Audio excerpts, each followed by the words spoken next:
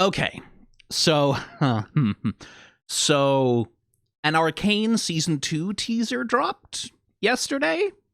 Technically, I'm sort of being hesitant here because I haven't watched it yet. It is a reaction, but as far as I can tell from the runtime of the clip that they posted as a short over on the League of Legends TikTok and YouTube Shorts, it's like a 12-second clip of footage, and it comes from a next on Netflix animation preview trailer thing. Presumably, like, this is presumably in the run-up to them beginning to ramp up towards showing an actual full fucking trailer and, like, sort of beginning to ramp up the hype cycle, because the show comes out in November, right? So this is them sort of slowly starting to put their foot on the gas, but it is only 12 seconds, so who knows how much they could possibly be to say about a mere 12 seconds of footage. Maybe this video will only, it's actually over a minute long already, but maybe this video will only be 2 minutes long. Who knows? Maybe I don't have that much to say. I guess we'll find out together.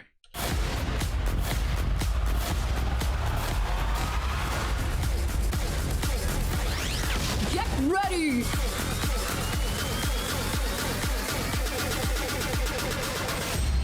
All my streaming videos on demand.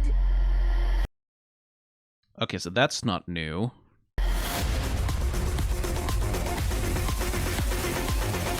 Still not new. I'm just so excited. Oh, hey, Big Mouth. I've not had much of a chance to watch Big Mouth. Zack Snyder is doing something, okay. But, like, I've heard from the people who are actually invested in that as a teen comedy thing, like, that sort of talks about problems and fears and anxieties and, like, the grossness of the human body and stuff, like, that it's pretty darn good. Not for me, obviously. I'm a little too old for it, but... Huh. And then Zack Snyder is doing something interesting. I mean, that if it's Snyder doing it, that probably means it has a decent animation budget. Oh, thank you. Fear no gods. Oh, okay. That's an interesting animation style. I like that. That is less interesting. That's more OVA. History doesn't always tell us the whole truth. That also does not look very good. In terms of the animation quality, I don't know anything about the story. Mechs, though. Oh, hang on. Wait, I know we're doing Arcane. The main thing of this is Arcane, but I'm very weak. I have one of my favorite games of all time is Ring of Red, which, if you don't know that, it's a hidden gem on the PS2. It's a tactical RPG game where you have mechs like that, like really sort of steampunky, like diesel punk, really chunky, big, unwieldy, like Cold War era. This seems more like World War I, but Cold War era mechs. Oh right, fuck Photoshop. Premiere changed that shit, didn't they? Ugh.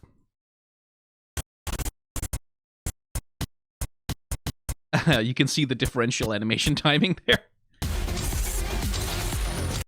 And it seems to be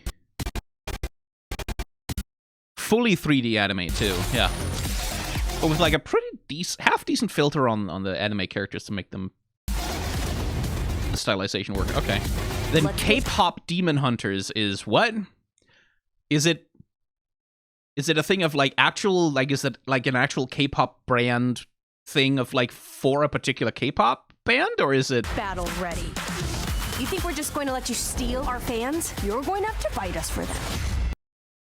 Okay, hang on. That is pretty cool. Nice distortion into the camera. Nice action lines. Lots of hand-animated flash frames. Okay, like, that clearly has a bit of budget behind it.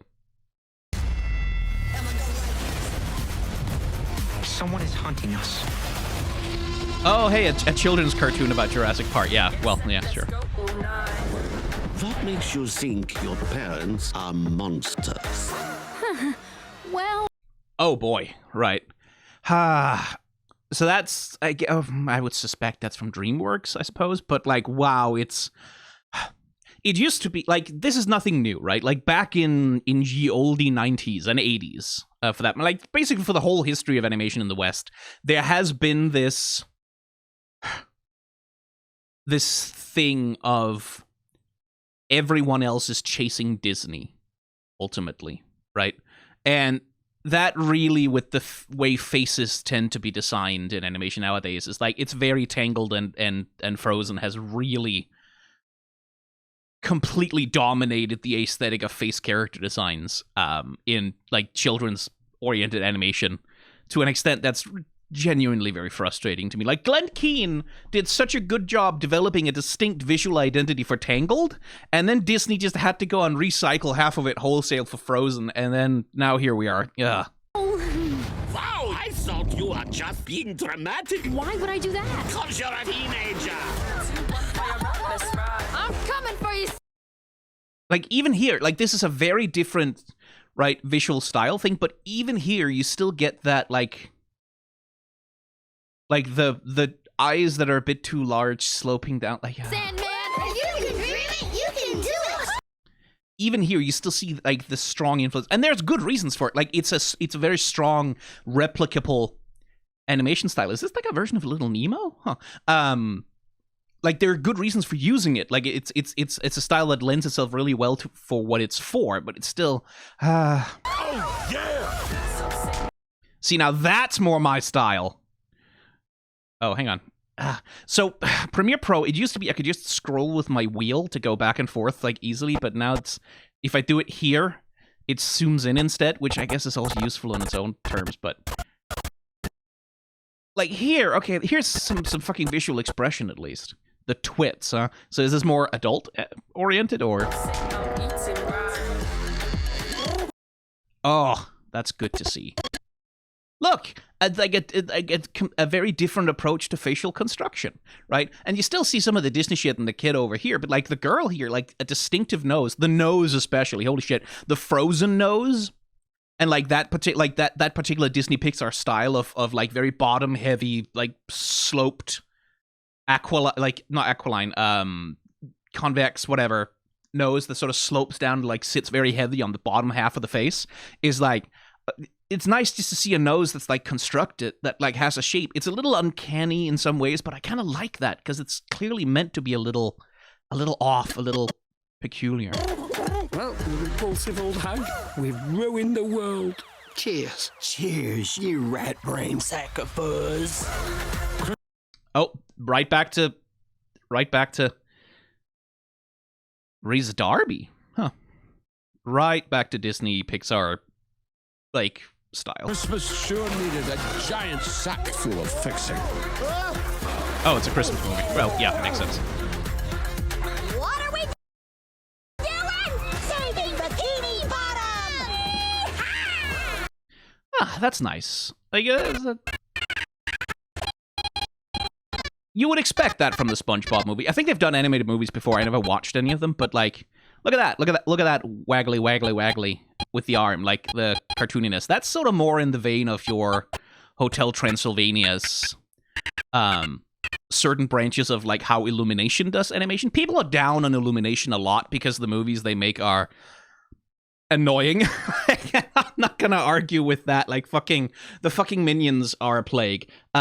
But they do have their own distinct approach to animation that isn't as heavily sort of tied at the hip to whatever the fuck Disney happens to be doing at the moment. And whoever's doing that thing there also has like an interesting, like, because it's like an approach with like realistic texturing, right? But then taken, like, you have sort of a realistic ass fur texture, but then taken to like a cartoony sort of plasticky extreme. I kind of like that. Ooh. Oh, this is something with some Ghibli aspirations. If not an actual Ghibli movie, I don't think so. But yeah, no, more aspirations to it. But like, yeah, no, this is not Ghibli. It's distinct, but you can see the influence in like that particular style of high fidelity. Sorry for the audio clipping, by the way. I need that on for when I edit my videos. Forgot to turn it off for this, but like, look at the especially the approach to lighting here, like that soft shading, like rather than like this sort of classic hard-edged cell shading thing. Oh, that's interesting. I might have to watch that. That actually looks quite beautiful. And well put together. Wallace and Gromit. I can't tell you how nostalgic Wallace and Gromit is to me. It's like my family loved it. Like my grandmother, my dad, for them it was very formative media.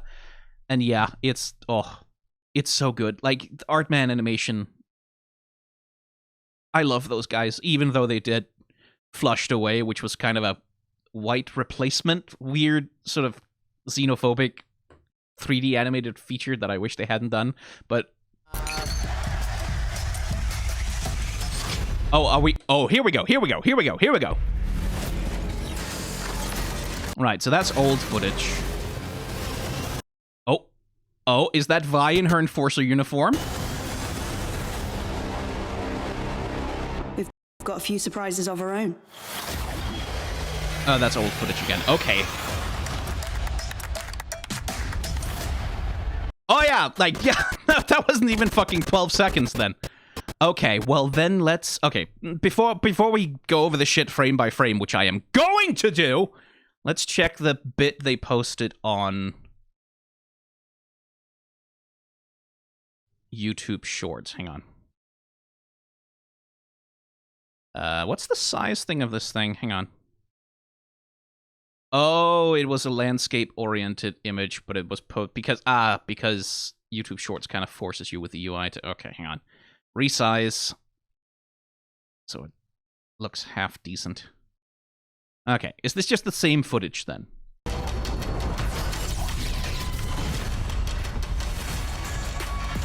Oh, so that is new footage. That's new footage of the gauntlets. I guess being fitted with a fresh Hextech crystal. We've got a few surprises of our own. And we get a few more detail shots. Okay, and we get a nice little close-up on Vi there as well. Yeah, that is a surprise, isn't it? And then we pull out, and then... Oh, hey! Is that a fucking Vastaya? Huh? Interesting. Because, like, Vastaya are present in Arcane. Right, season 1. They were there for like the Progress Festival, but for the most part, they didn't show up much around Piltover and so on. Okay, so that was all the footage that there was, but we do get a little look at Captain Guy over here. Okay.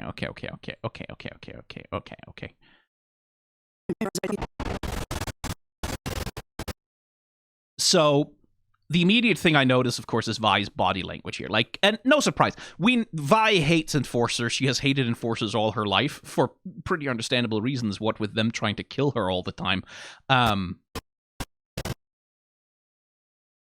So she does not look comfortable in this outfit. And another thing, that outfit doesn't look very good on her either. Does it?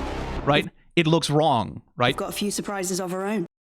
This doesn't look like what Vi is supposed to look like, right? Like you have the beginnings of the punk skirt thing that she's got in her League of Legends incarnation, right? Is sort of hanging out there with like a little bit of that mixture. But this like where Caitlyn looks completely put together, right? Like completely perfectly put together. And this suit is like crafted for her. It's tailored. It's fitted. It was made for her. This is like the shit that she wears because she is a Piltover cop. Look at Vi. Like with this like thing where like here the flap is like cutting across perfectly. Cinch sets down. Here like oh it's a little wrinkled and sort of flappy and like the collar is sort of hanging up around her neck but asymmetrically. Right, and like Caitlyn has like these straps that sort of perfectly wrap around her waist, and then Vi has like this belt that's sort of like wrapped around a couple of times to sort of strap her into it. And like she has like the short sleeves and then her bandages and then the gauntlets. So there's this weird hole, this discontinuity in her uniform that really isn't present in the other characters. Right, and then you have the color clash, right? Caitlyn's colors, like, she has bluish tinted hair naturally, right? So that works perfectly well with, the Piltover cop aesthetic, which is, like, very blue and gold and blue and gold. Vi is all reds, and, like, that's her color. That's the color of who Vi is, right? Like, the reds, the pinks, those bright, passionate, powerful colors. It's the red Oni, blue Oni thing they've got going on, right? And look how it clashes. Look how that just doesn't look right on her at all. That is a very, like, that's very good character design, because, like, it's not that it looks like it's a shitty, half-assed uniform, but it's more that it looks like she doesn't really know how to style it, right? Like, versus Caitlyn, like, who knows how to fold and all the flaps and, like, do all the things and, like, clasp all the clasps and everything. Vi is more like, okay, this attaches here, fucking collar, whatever. Like, she doesn't bother flattening it down, because this is not the style of clothing that she wears or she's supposed to be wearing, right? And she looks uncomfortable, the poor girl. Right? It's like, okay, let me just disable the sound so that we don't have to listen to that. Right, look at that, like the little thing with the eyes where she's like looking down, and it's like she's like clearly not particularly happy to be wearing this shit, right? This is not the attitude of someone who's proud of what they're doing. This is not the attitude of someone who's having a good time or being like, yeah, I'm an enforcer now, hooray. It's more like, oh my fucking god, like, how the fuck did I get here? Like, why do I have to do this, right? My suspicion, thinking through about like what the story is going to be, is that at the end of Arcane Season 1, Jinx attacks the Council. I think maybe Mel will have some Sonya's Hourglass magic in her tattoos. That's gonna save at least her and Jace. Maybe also like other parts of the Council. I have a half prediction that Caitlyn's mom is gonna get killed in that attack, or at least very severely injured, so that Caitlyn has a very, very personal reason to want Jinx dead, and that's gonna be the core of the conflict between the two of them, right? Like, it's that like, hang on. Also, I should. That is the mod chat. You're not supposed to see that technically. But also they posted this one. This image. Aha! They posted this image as well. Which is a reversal of like the one for Season 1, where it's Powder in Vi's arms, right? Like sort of peeking out over in I should find that as well, actually. Hang on, because there's a comparative element to be made there.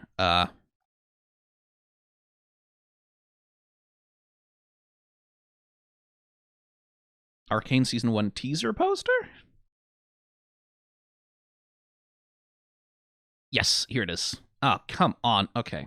Hang on. Copy image address. Reverse image search. I need a fucking high resolution of that shit. Gimme a bigger resolution. Is that on Behance? Oh, okay. Sorry, you can't see what I'm doing right now. I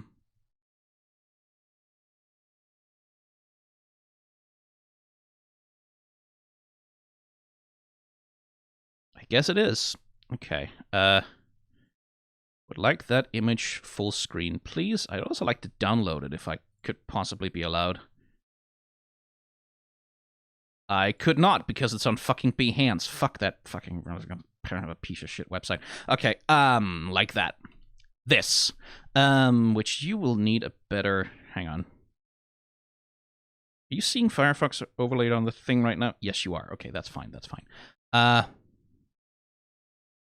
Yeah, so this is good enough. It's cutting off a little bit at the top, right? So it's an inversion of this one, right? Where the storytelling here is protection of innocence, right? Like, that's part of what Vi is trying to do so much over the course of the first season of the show, is she's, like, especially the first 3 episodes, she's trying to protect Powder's innocence, right? Like, that's at the climax of the first act of the first season, is the violation of innocence that eventually happens, right? Where Powder disobeys Vi and goes to try and save Vander anyway, and that's when everything goes wrong. But Vi is trying so hard over the course of the first episodes of the first season to try and protect Powder's innocence, and the rest of the season, especially the conflict with Jinx, is so much about Vi, like, she, having failed to protect Powder's innocence, trying to restore it, trying to bring her sister back, like, to get the Jinx personality out of the way, to get, like, whatever this monster is that Silco has made out of her sister, get her to go away and get Powder back, right?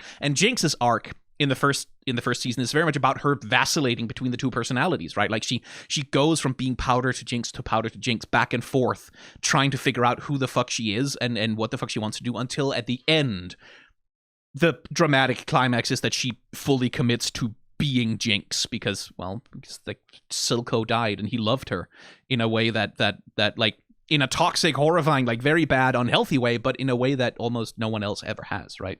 So here, this image is all about like Vi desperately trying to protect Powder's innocence, like with this like bright light on this big, like blue innocent eye that's gazing out into the world from behind the comforting protection of her sister's arms.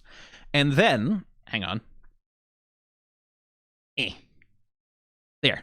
And then we get a reflection, right? An inversion of that happens in Arcane Season 2, which is now it is Jinx who is holding on to Vi, right? And Vi, who seems to be the person, like with the same like bright spotlight in her eye, who seems to be the person who is in conflict, right? Vi has the blue eye here as well, just the same as her sister. And that's one thing about this, the visual storytelling, by the way. Jinx with the blue and purple nails, with the blue for Powder, the violet for Vi, or the pink nails. Such good goddamn storytelling. And we get the shimmer eye of Jinx with like those heavy bags. But if you look at the facial construction of Jinx as she looks in this poster, I don't think that's actually Jinx there. I think, and I can't be 100% sure, but I think in this poster they're using the Powder face. Because Jinx and Powder in Season 1 of Arcane, they have this blend shape thing that they do, like this little animation rig trick that they do in Jinx's face that shifts her facial proportions and her facial posture, the way that she holds her face, from the Jinx persona to the Powder persona. Like, you can literally see her swapping back and forth between the two as her emotional state changes over the course of the show, where the Jinx face tends to be much harder, much more sharp-lined, tends to have like a stronger lower jaw, and the Powder persona has more of an upper jaw, has a slightly different posture, especially around the eyes and the mouth. This, to me, looks a little bit like it's the Powder persona, actually. I think this is a digital illustration, but that they're painting it after the facial construction of Powder, not Jinx, primarily because the lower jaw seems to be less powerful than Jinx's jaw usually is. Which is interesting. Again, I can't be 100% sure, because that would indicate either that the Jinx and Powder personas now are fully merged, that they are no longer like two separate aspects of the same person, but that in the conclusion of the series, they have come together and become one, so that Jinx and Powder, like, instead of being personalities in conflict, now can occupy the same thing. But it's also, this is a shot of Jinx very tightly hugging Vi and protecting her, right? And that would be the Powder personality who would want to do that. Like, that's what Powder has always wanted, is to protect her sister. That is the main thing she has ever wanted, is to protect her sister, right?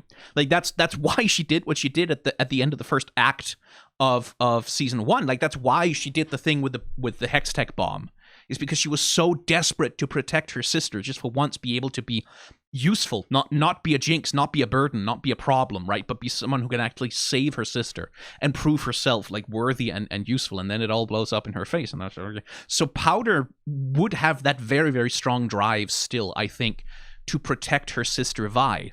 But the question is, what form would that protection take in her psychology? Well, for one thing, she would probably want to get Vi the fuck away from Caitlyn, because Caitlyn is an enforcer. She's from Piltover. She is the enemy, right? And always will be. Especially because she's a fucking cop, right? That's something. So, like, my sense here is that, like, because this is not just, again, compare and contrast with how Vi is hugging Powder here, right? Like, this is protective. This is Vi just like hugging her sister close, just holding on to her, like really trying to protect her from the world. This is a protective hug. This is possessive, right? It's also protective. Like, she's also defending her, but that stare, as though she's challenging someone that she's looking at like, this is mine and you can't take it from me. This feels a lot more possessive in nature, as well as protective, right? This feels a lot more like, this is my sister, and I'm gonna take her back from whatever you Piltover pieces of shit have done to her. I'm gonna get my sister back. I'm gonna, like, make her see, right, that these people are the enemy and that she should be with me. She should help me take Piltover down. Like, I think that's what's being hinted at here, is that Jinx's quest in part in season 2 is that it's gonna be a reverse, right? Like this is something Arcane also loves. Like season 1 was full of these mirrorings and reversals, right? Like where characters occupy contrasting opposite positions to one another and go through contrasting opposite motions in the story where they begin to occupy oppositional positions to where they started. There is this constant mirroring, this constant reflection of story beats happening, where everyone is a reflection of one another in a really interesting way that I should really fucking do a longer video essay about at some point. And I think that's what like that's what season 2 is sort of kicking up here, is that season 2 is gonna be, it's gonna rhyme with season 1 in that way, except that rather where season 1 is very much about Vi's quest to try and save Powder, then season 2 is gonna be about Jinx's quest to save Vi. Right? But whereas in season 1, that's a heroic quest that's like, of course she's trying, and that's what she's trying to be. She's trying to protect everyone, help everyone. Jinx's quest to save Vi might quite literally involve killing everyone in Piltover, right? Just fucking get rid of them. Like again, this mirroring thing where season 1, like that's where like that, because that's what Vi represents in season 1. Vander is trying to protect what they have, right? Like that's why Vander has this deal with Grayson, that he's just trying to protect what Piltover has because he has seen the consequences of war, right? He has seen that if they go to war with Piltover, they're going to get completely fucking wiped out. It's going to be effectively a kind of genocide. Like, it's going to be a slaughter.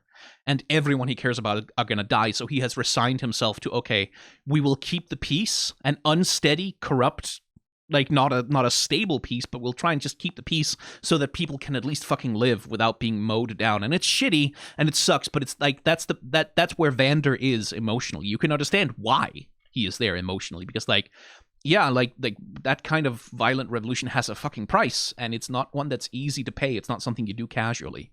And that's part of his conflict with Vi, is teaching her that, like teaching her like you can't like it's not worth sacrificing everyone you love necessarily for nothing, right? Like for no effect. Like they had a revolution against Piltover. Nothing changed. Nothing happened. Nothing moved, right? Because they didn't have the power to make that real. And that's what Silco is an answer to, right? Silco recognizes the same thing Vander does. We don't have the power to make a revolution against Piltover real. So let's fix that. That's why he goes all in on like Shimmer. That's why he goes all in on that. That is his whole power play in season 1, is that he tries to make Zaun enough of a threat that Piltover, rather than simply being able to crush them, is going to have to deal with them. And that's what he achieves, right? That's what he he wins. Silco wins in season 1. But then they come for Jinx, right? And that's when Silco learns the same lesson that Vander does, that sometimes there's a price for revolution that you just can't pay, right? He is incapable of giving up Jinx because he loves her so much. Genuinely loves her. Again, Jinx and Silco's relationship is toxic, and it's like, it's not healthy for either of them. And like, indeed, it doesn't turn out well for either of them. But it is genuine love. Fucked up, like problematic, deeply problematic, but it is love. Like, they do love each other as family. She is his daughter, right? And that's what undoes Silco, is like, he was able to gather all this power, to become this powerful by severing his bonds, right? Like, by not giving a shit about anyone, by using everyone else as a tool, a mere object for the purposes of realizing his vision. But the moment he has someone he cares about, he falters, right? He cannot see it through because he has someone he cares about, that he cares about more than his vision, more than his dream, right? That's what undoes Silco. Although he doesn't regret a single moment of it, which is part of the storytelling. Yeah. How the fuck did I get here? What the fuck was I talking about? I went off on a thing there. But right, that season 2 is gonna play with a mirror thing to that, right? Like, that it's gonna have a mirror for that, like that whereas Silco found himself unable to fulfill his vision because he loves his daughter too much, maybe the thing is in season 2 that, like, it is going to be impossible to stop Jinx from fulfilling her vision because she loves her sister too much. Jinx loves Vi so much that there's no force on Earth that can sway her from destroying Piltover, because Piltover, she believes, and cannot be swayed from believing, is a threat to her sister, is a threat to the people that she loves, and anything that's a threat to the people that she loves, well, much in the same way that, like, Silco couldn't give up Jinx for his vision, Jinx will never give up Vi, right? Like, will never be able to give up her sister. For the purposes of securing any kind of a peace, right? And Vi is going to have to navigate that, which is where we come back to the outfit and the discomfort. What would compel Vi to put on the Enforcer coat? For one thing, Jinx has attacked Piltover, and, like, at that point, like, I don't think there's any way that Vi is not going to be also a wanted criminal in that scenario, because it's her fucking sister, right?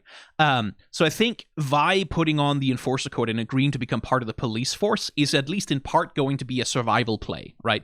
It's going to be a play from Caitlyn is like, no, it's her sister. She will help me track her down and bring her to justice. And that Vi goes along with it because, I mean, first of all, that's the only option she has to sort of get herself out of immediately being thrown in jail and executed. And also that with this position as an enforcer of Piltover, she's going to have the ability to go after her sister, right? Like, she's going to be able to try and find Jinx and maybe some fucking way try and save her from everything. Because I think, like, that would be the only reason why Vi would ultimately... That's one of the things that Arcane has always been about answering, like, why the fuck would Vi become the Piltover enforcer that she is in League of Legends? Like, how does she get to that point? And, like, the answer to that is Jinx, right? Powder. The answer is, if she believes this is the only way for her to save her sister, this is, like, the only option she has for having access to some kind of resource, like some resources and some freedom to pursue Jinx and maybe try and talk her down, maybe try and save her, maybe run away with her. Like, if that's what it fucking takes, like, that's why she's there, right? Like, that's why she agrees to become a part of the Enforcers, is because this is her only option for trying to get to Jinx. That would be my read on this, right? Which is, again, where we get the I am so happy to be here. Wow, this is great. I love being in uniform. Oh, I am having a good time right now. I am very proud of myself. I feel good about my life choices. Expression on her face, the poor girl. Oh, Lord. And then, like, back to Season 1 footage. And again, like, props to the animators, because they get that shit across. Like, even in this very brief shot. Right, like, again, this is not the walk of someone who's like, yeah, I'm happy to be here. This is someone, like, who has, like, this is a look of resignation to your fate, right? This is like, this is where we are. This is what we have to deal with. I guess I have to go through with this. Because, like, what else am I going to do? Is what this looks like to me. Right, like, the hunched over shoulders, like, the head down, like, eyes to the floor, is like, it's like a heavy burden that she's carrying here, right? As she steps out into the light with these other two. Now let's have a look at the other two there, because I saw some speculation online, and I kind of feel like I agree with it. That girl there, she looks an awful lot like Marcus's daughter. Same hair color. There's some similarities in the facial construction. And it would make sense that after Marcus is killed by, you know, Zaun rebels, that his daughter would want to go into the police. But that would also imply, because his daughter can't be more than, like, maybe 10 at most in Season 1. And in order to be a cop, one would hope she'd have to be 18, which would imply that 8 years have passed in Season 1. So, like, she looks a little bit that way. Yes, I agree there's a character design overlap between her and Marcus's daughter, but I don't think it's her. Because that would imply that way too many fucking years have passed since Season 1, and I don't think they're going to do an 8-year time skip. Well, maybe... actually, maybe it's not impossible. It's not... it could be that Act 1 of Season 2 begins immediately after Season 1, and then we have a 3-episode arc, and then there's a time skip, in the same way that there was in Season 1, because again, maybe Season 2 mirrors Season 1. Season 1 had a time skip from when Powder was a little girl to when she grew, and oh my god, if they're mirroring, because Powder lost her parents as a child, and that's part of the reason why she ended, like, that trauma is part of the reason why she ended up becoming Jinx in the end of it. If Marcus's daughter, if that's Marcus's daughter, then she lost her parent as a child, and that loss of her parent ended up in her driving her to become. That would be an interesting mirroring. That would also imply that this character has a much larger role in the story than I think they probably do, looking at their character design. It would be an interesting complication to introduce. Yeah, not sure. Not sure. It could be Marcus's wife. Do we ever see his wife? Is she dead? I don't remember from Season 1. Like, because he has a kid, but we never see her mother. Oh, that would... If that was, like, Marcus's wife or something, that would be... Huh. More complications. And then Captain Shield Man over here. He looks a little rough and tumble around the edges, doesn't he? Like, that's not really the look of a Pilty, is it? Not necessarily. That's the look of someone who's maybe lived a little bit more. I'm also thinking about, like, the character design in Season 1. You tended to see this kind of wild hair more on Zonites than on Piltovans. Piltovans tend to be very well coiffed, right? Like, they tend to have their hair and their especially their facial hair under control, in a very specific way. Like, very well groomed, right? He's somewhat more rough around the edge. Like, he reminds me of Vander a little bit in that way. So, like, he could be another Zaunite, maybe? Like, a Zaun kid who's somehow managed to reach a position of power, like, a position of enforcer in the Piltover police, which is interesting. Maybe. I don't know. Like, I don't know, obviously. I don't know anything. I'm just speculating wildly based on basically nothing here. And then let's just hello there, Mr. Green Man. You, I can already tell, if you have any kind of a speaking role, and if your voice is moderately pleasant, you are going to have a lot of fan art, which is not going to be suitable for children. Oh boy, yes you are. Indeedy you are. Is that a knife? Is he, like, gonna be a knife fighter?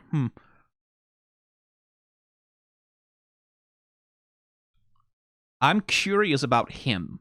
Because he was clearly not important enough to be, like, emphasized in the...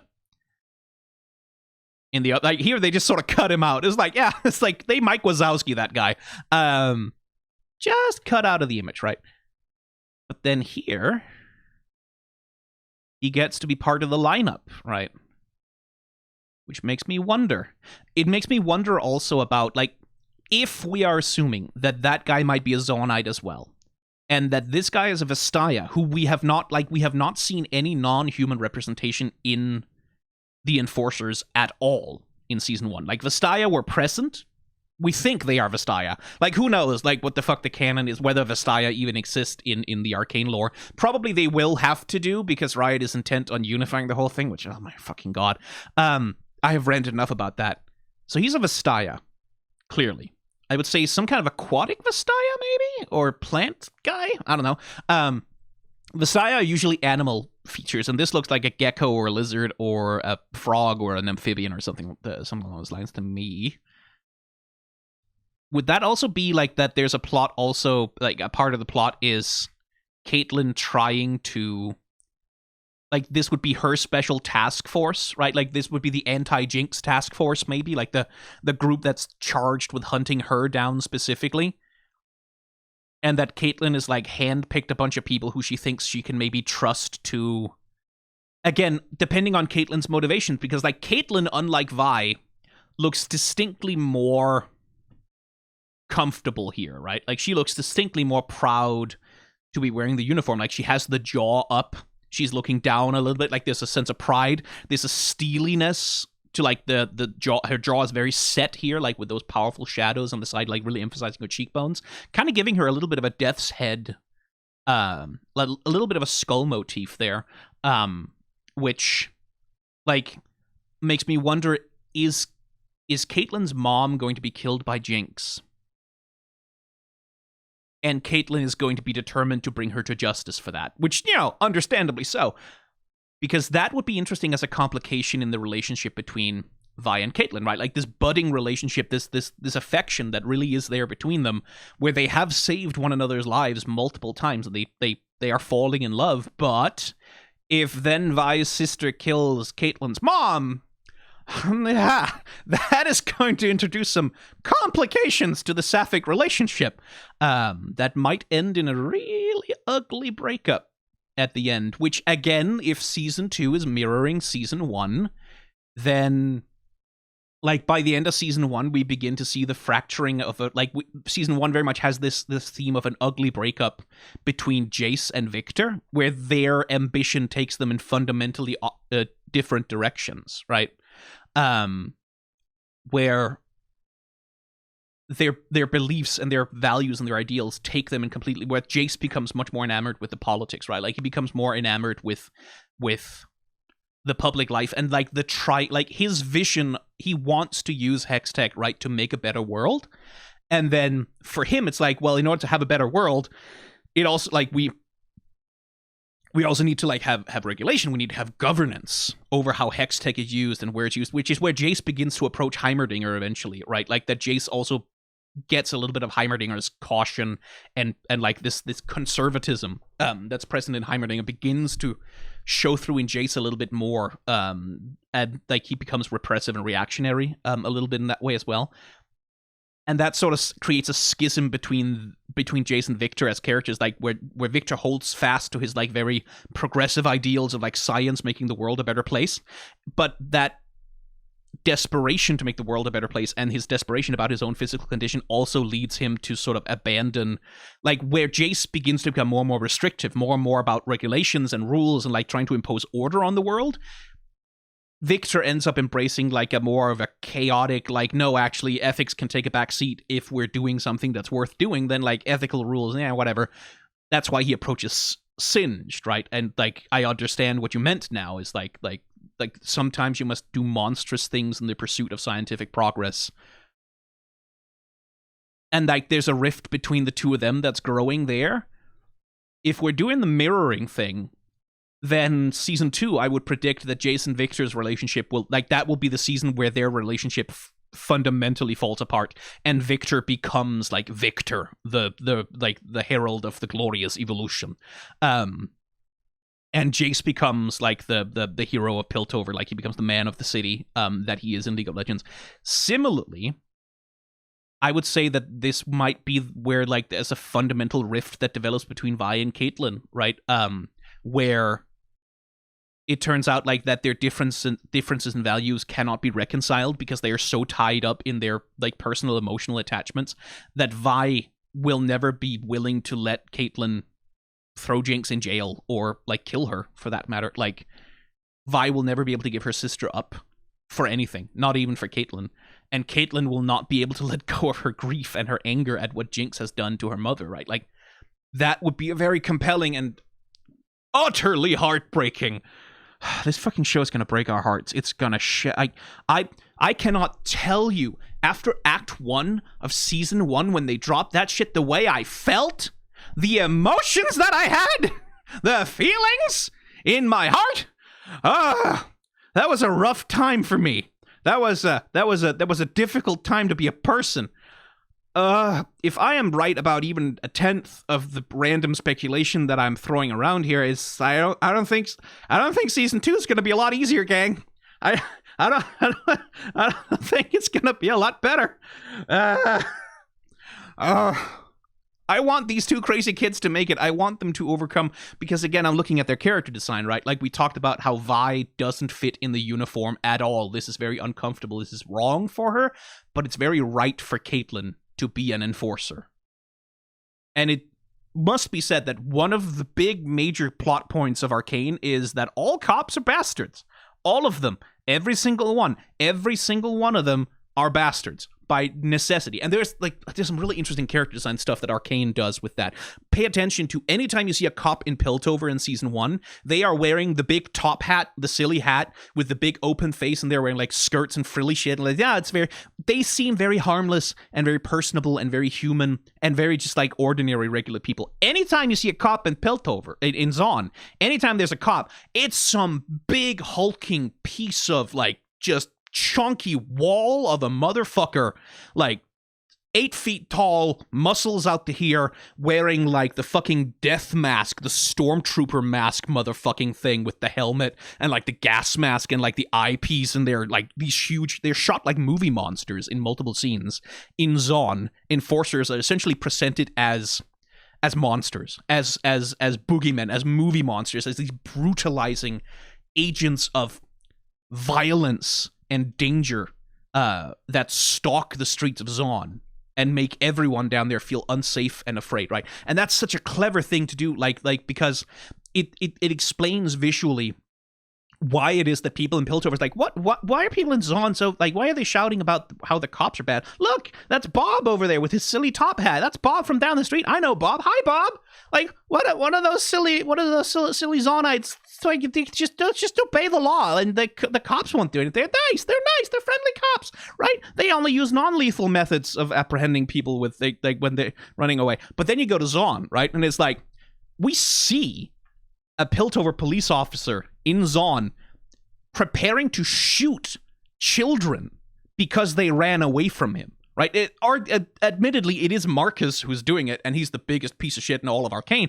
But like, he's like just casually ready when Powder and Vi run away from him. He takes out a gun and he's about to shoot fleeing children in the back, and that's not really something anyone like is concerned about or tries to stop him from doing, right? There's the scene in the arcade, right, like where the kids are playing the shooting gallery game, where they see the Piltover cops come down and they question a guy, right? And he's like, I'm not gonna tell you nothing, and he spits on one of their shoes, and then the next shot is them throwing him physically through a window, right? Like through this fucking stained glass multiple arrangement fucking window, shattering that window completely. Like, I don't know, that's attempted murder.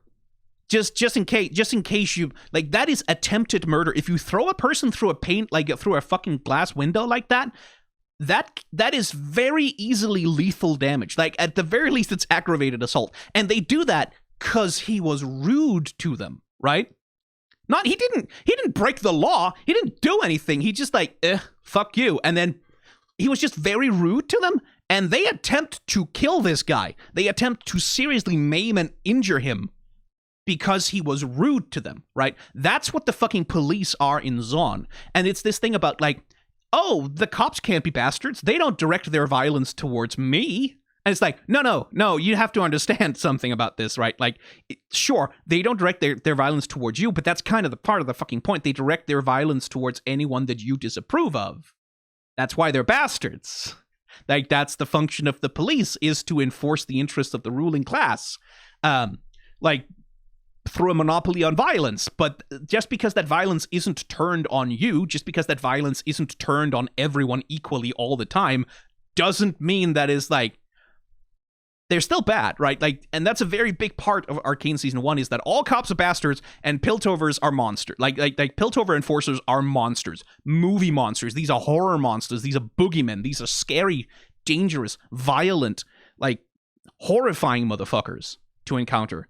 And so the fact that Caitlyn seems very much like she fits in this uniform, that she seems comfortable wearing this, occupying this role, is like, maybe that's a thing that should be examined at some point, Caitlyn. Maybe like you should be like, again, if she's lost her mother, if her mother has just died, right? It makes sense that she would retreat into trying to, like, first of all, do what she thinks her mother might have wanted her to do, which is like to become an enforcer of the law, and like to try and chase down the criminal who did this. Again, it's not a thing of like, oh, like it's not a thing of sort of dogmatically Caitlyn is irredeemable because she's a Piltover enforcer, but that there is an emotional peril to that. An emotional peril both for her relationship with Vi, but also like for the role that she's going to play in the story. It's not impossible to me that Caitlyn might be the villain of Season 2. or a villain, a major villain of season 2. Simply because of the position she must inevitably occupy of being a Piltover enforcer and being required to uphold the interests of the Piltover ruling class, which are kill Jinx and repress the Zonites at all costs, right? Like prosecute the war with Zon. So that's interesting. Again, little character design notes. Vi's hair pointed over to the left, bright red, spiky, right? Like sort of pointing, like has these little sort of curves pointing upwards. Caitlyn's hair layered over on the right, blue, droops downwards instead, rather than having any sort of upwards point. And it's very much like the red Oni, blue Oni thing. Like they have contrasting opposite character designs in many, many ways. Like where Vi is more butch and Caitlyn's more femme, and like it's just good character design craft. Again, the thing we talked about with the uniform, where like Vi doesn't really wear that uniform very well, but Caitlyn does. She looks damn good in the thing. It's just good character design. It's just real good character design. I'm very excited about season 2. I'm also anxious about season 2. You're gonna break my heart, you motherfuckers. You better, Caitlyn. You better not. You bet. Like at the end, Caitlyn. At the end, you better. You like, please, for the love of God. You better not. Okay. She's been through enough. You better not. You bet. Like I know you're fucking with the cop thing and all that. You have to kill the cop in your mind, Caitlyn. You have to deconstruct. You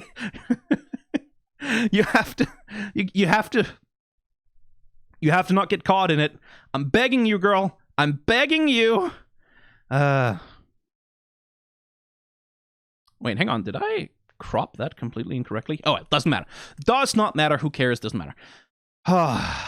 Arcane. Fucking Arcane. I have no idea, by the way, if Riot, like for season 1, they sent me like a very nice box of stuff and like t-shirt shit and like official League of Legends partnership program stuff. I have not heard anything from them whatsoever about Arcane season 2 yet. I don't know if they're contacting influencers about it yet. I kind of hope so.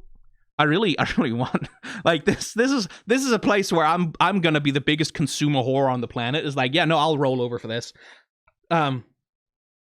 If they offer me Arcane promotion, I will sign the NDA. I'm just gonna tell you now that like this is a place in which I am emotionally compromised. Just like I need this fucking thing. I need it. I need this show to be good. I especially need this show to be good. Like I need them not to fucking ruin it. I need the one rune terror bullshit not to ruin everything. I need them to not fuck this up because they're trying to chase some kind of multiverse IP. Go fuck yourself. Bullshit. I need Arcane Season 2 to be insulated from the bullshit of League of Legends main canon as much as possible. I really do. Yeah, I guess we'll see.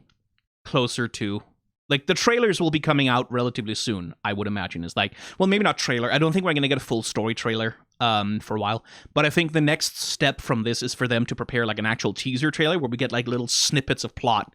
Like for season 1, I remember they released a trailer that had a bunch of fake shots inserted into it, like a number of shots that just weren't in the final show. I don't know whether that was because they cut those scenes later in the production process. Arcane was cut very, very hard. Like they really trimmed the fat on that show, so that's entirely possible. But I wouldn't be surprised if they drop a teaser trailer that has a bunch of things in it that aren't actually going to happen in the show. Like, it's not going to be like plot points or story beats, but like maybe a shot of Heimerdinger using a turret using one of his turrets to blast a guy or something, and then there's no fight scene with Heimerdinger in the show. Like something like that might happen. Who knows? I don't know. I have no idea. Right now, my mind is just racing through all of the things I have to say about Arcane, and there's so fucking many of them, and I just need to write that fucking essay script. I have wanted to do a video essay about the character design of Arcane for so long, especially the thing they do with the cops. The way that they present the idea that just because they're not monsters to you, right? Because again, that's a major theme of Arcane, is this thing of like who's a monster and who's a man, right? Like, just because someone isn't monstrous to you doesn't mean they're not a monster, right? Like, that's Marcus, for example, is very much about this. He's a piece of shit. He's a monster. Like, he is the biggest scumbag in all of Arcane Season 1. I hate him so much, brackets affectionate, in the way that he's a really good character, because I hate him so much. But he's a good father, right? Like, he cares very deeply about his daughter. He clearly cares very deeply about, like, he's upset that Grayson was killed because of the deal that he took. That wasn't the deal, right? Like, the deal wasn't that she was going to get killed for that money. He's upset when Jinx kills his subordinates, his men. Like, he does care about them, but just because he's not a monster to them, right? And that's that thing about, like, Jinx is not a monster and can never be a monster to Vi, but she might be a fucking monster to Caitlyn. Right? And, like, Caitlyn may not be a monster in reality, but she's always going to be a monster to Jinx. Right? And, like, as long as she occupies the position of an enforcer for Piltover, the city that killed Vi and Jinx's parents, like, the city whose repression is the underlying source of all of the conflict in Arcane. Like, everything, all the conflict in Arcane, all of it comes fundamentally from the vicious, brutal inequality that exists between Zaun and Piltover on an economic and political level, right? That's where all of it comes from. That's why Silco is doing what he does. That's why, like, Jinx and Vi and Clagger and Milo burgle Jace's apartment at the start of the show. That's why one of the most heartbreaking scenes in Arcane, and I didn't really realize that until, like, a second or third watch, is the scene in Act 1, Episode 1, where the gang are coming back from their heist on Jace's apartment, where, like, he's just like a fucking student, right? Like, he's not even rich in Piltover terms. He's just a fucking academy student with, like, a little pension, like a little stipend, right? And they go to his apartment and it's like a fucking wonderland to them, right? Like, it's magical, the sheer luxury that this university student lives in. Right? And I know Jake's is like a scion of a minor house and, like, from the Talus family. He's not poor. It's not what I'm saying. But, like, that in terms of Piltover wealth, he's not even a fucking rich guy, right? But they go there and it's this fucking wonderland, and they just take scrap. Like, they just take stuff, trinkets, random shit that he has lying around his apartment. Not even valuables, not even money, not even gold. Just, like, ordinary stuff that to him is just, oh yeah, that's just a thing I bought at the market this one time on Progress Day or whatever. They haul that into a fucking sack, and they come back to Zaun, like, right on the border between Piltover and Zaun, and they get confronted by this other gang of kids. And that fight that they have, like, the slow motion, that brutal fucking grueling, because they don't fucking sugarcoat it. Like, it's a brawl, but it's like children, kids, absolutely beating each other to pieces in the dirt over nothing, right? Over the fucking trinkets and garbage from a university student's apartment. Because they're that hard up. They're that desperate. They're that destitute that it's worth it to have, like, a fucking knockdown, drag out brawl that almost ends in lethal violence when one of them pulls a fucking knife over nothing. Nothing whatsoever. Because that nothing is, like, the wealth, like riches to these poor kids. Like, and that's the core of why everything in Arcane happens, is because this state of inequality exists. This cartoonishly ridiculous wealth disparity. Where the city of Piltover grows fat off of the repression of Zaun. And everything that Zaun tries to do to free itself, to protest for better conditions in any way, is met with brutal repression and violence, like lethal violence. Just the wholesale slaughter of human beings by Piltover's police force, right? And, like, it really does get to me now, watching season 1 again. The kids just fighting over scraps like that. Children. It's like, Jesus fucking Christ. Thankfully, that doesn't happen in that right now in the real world. Fortunately, there aren't children being brutalized anywhere by a state that wants to destroy them in order to exploit their land or anything. That doesn't happen anymore. We've solved that now. That's why these stories are so cartoony and outlandish and fantasy. Because like, wow, can you imagine a world like that where like literal children are like cops just like an enforcement force of heavily armed and like a militarized police force like just randomly murders children, shoots them in the back when they're running away because they just can, and they just feel like, yeah, we can just brutalize these people because of they are scum and fuck them because they're bad, they're criminals and stuff because they're poor. That doesn't happen anymore, happily. I think we solved that, I think, about 1963 is like, that's when we passed a law that said you can't do that anymore. And now it's gone. Now that's just doesn't happen anymore. So it's amazing with these stories that like take inspiration from history that's long past in this way and sort of like make us think, wow, what a strange world in which that can happen. Anyway, my heart is going to be shattered in November. So I hope, and yes, there will be reactions on this channel. Of course there will be. Of course there will be. Like, you can't stop me. And I am looking forward to it. Brackets scared. Arcane.